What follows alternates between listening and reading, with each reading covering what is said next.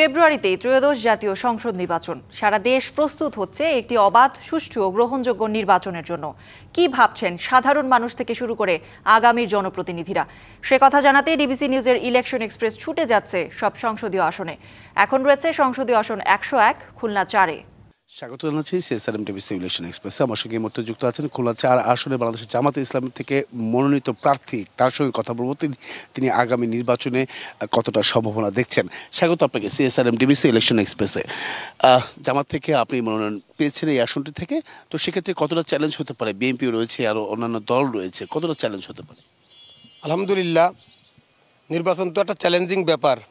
Challenge আমরা মনে করি, কিন্তু 24-এর বিপ্লবের পর আমরা দেখতে পাচ্ছি ময়দানে জামাত ইসলামের পক্ষে একটি সাড়া জাগ্রত হয়েছে।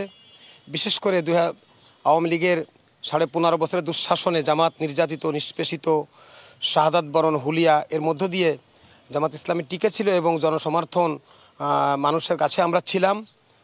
হয়তো আমরা প্রকাশ্যে মিছিল মিটিং আমরা কম করতে পেরেছি, কিন্তু আমরা সবসময় ময়দানে ছিলাম।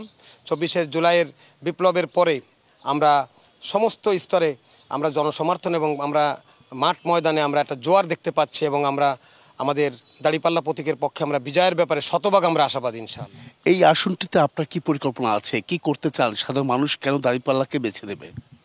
আমরা এই আসনের মৌলিক কিছু সমস্যা আছে, এই সমস্যার সমাধানগুলো আমরা করতে চাই। সবচেয়ে একটা বড় সমস্যা হলো যোগাযোগের একটা সমস্যা এখানে আছে, নদী ভাঙ্গনের একটা সমস্যা এখানে আছে, বিল ভুতিয়া সহ বিভিন্ন বিলের জলাবদ্ধতা আছে, স্বাস্থ্য স্যানিটেশন আছে, শিক্ষা আছে। এসব বিষয়গুলো আমরা কাজ করতে চাই এবং জনগণের সাথে নিয়ে আমরা এই কাজগুলো করতে চাই। যদি আমরা বলি যাতায়াত ব্যবস্থা, রূপসা তেরোখোদা দিঘলিয়ায় 1420 কিলোমিটার রাস্তা আছে, তার মধ্যে মাত্র 320 কিলোমিটার রাস্তা হলো পাকা, আর বাদ বাকি সব কাঁচা।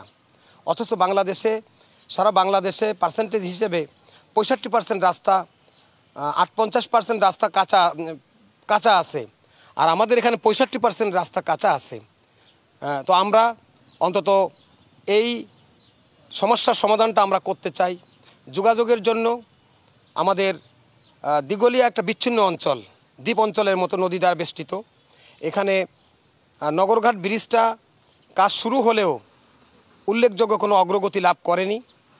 আড়ুয়া ব্রিজ একনেকে অনুমোদন হলেও তা সূর্যের আলো দেখেনি। খুলনা সাথে আমাদের যোগাযোগের জন্য তেরোখোদা রূপসার প্রাণের দাবি হলো রূপসা সেতু, সেটা এখনও কেউ কার্যকরী উদ্যোগ গ্রহণ করেনি। পাশাপাশি রূপসা এবং তেরোখোদার সংযোগস্থল শিয়ালি শেখপুরায় একটা ব্রিজ সহ 4টি ব্রিজ এবং পাকা রাস্তাকরণের জন্য আমরা যাতায়াত ক্ষেত্রে আমরা উন্নয়ন করতে চাই। মানুষকে একটা বিষয়, ব্যক্তি হিসেবে আপনাকে বেছে নেবে না প্রতীক হিসেবে বেছে নেবে? কি করেছেন আপনি এই সাধারণ মানুষের জন্য? আমি তেরোখোদায় জন্মগ্রহণ করেছি এবং তেরোখোদাতে লেখাপড়া করেছি, ঢাকাতে লেখাপড়া করেছি। আমি তেরোখোদায় 20 বছর তেরোখোদা সদরে জুমার নামাজের ইমামতের দায়িত্ব পালন করেছি। 30 বছর অধ্যক্ষ হিসেবে তেরোখোদা সদরে আমি দায়িত্ব পালন করে যাচ্ছি। আমি তেরোখোদা উপজেলা আমির হিসেবে সহ আশপাশের বিভিন্ন জায়গাতে আমি সামাজিক, সাংস্কৃতিক বা বিভিন্ন সামাজিক কর্মকাণ্ডের সাথে আমি জড়িত ছিলাম। রূপসা তেরোখোদা দিঘলিয়ার সর্বস্তরের মানুষের সাথে আমার 30 থেকে 35 বছর আমার যোগাযোগ আছে, তাদের সাথে আমি আছি। এই যে আপনারা এখন কি ধরনের কাজে ব্যস্ত সময় পার করছেন কিনা? যেহেতু প্রার্থী আমরা এখন মূলত ইতিমধ্যে আমাদের নির্বাচনী সংগঠন যেটা, এই নির্বাচন সংগঠনটা আলহামদুলিল্লাহ ইতিমধ্যে আমরা শতভাগ সম্পন্ন করতে সক্ষম হয়েছি। এমনকি বুথ কমিটি পর্যন্ত করে আমরা প্রচার প্রচারণা নেমেছি। আমাদের গণসংযোগী কার্যক্রম শুরু হয়েছে। প্রার্থীর স্পেসিফিক গণসংযোগ, সভা সমাবেশ, পথসভা, উঠোন বৈঠক, মহিলা সমাবেশ, ছাত্র সমাবেশ, শ্রমিক সমাবেশ, যুব সমাবেশ সহ আমরা বিভিন্ন কর্মকাণ্ডের মধ্যে আমরা ইতিমধ্যে লিপ্ত হয়েছি এবং নির্বাচনী প্রচারণা আমরা শুরু করে দিয়েছি আলহামদুলিল্লাহ। অসংখ্য ধন্যবাদ আমাদের সঙ্গে আপনি এতক্ষণ যুক্ত ছিলেন। পরবর্তী সংবাদ বেলা 12টায় থাকছে ভিন্ন কোনো রাজনৈতিক দলের যারা মনোনীত প্রার্থী তারা কি ভাবছেন আগামী নির্বাচনকে কেন্দ্র করে সেসব বিষয়। সঙ্গে থাকুন সিএসআরএম ডিবিসি ইলেকশন এক্সপ্রেসের।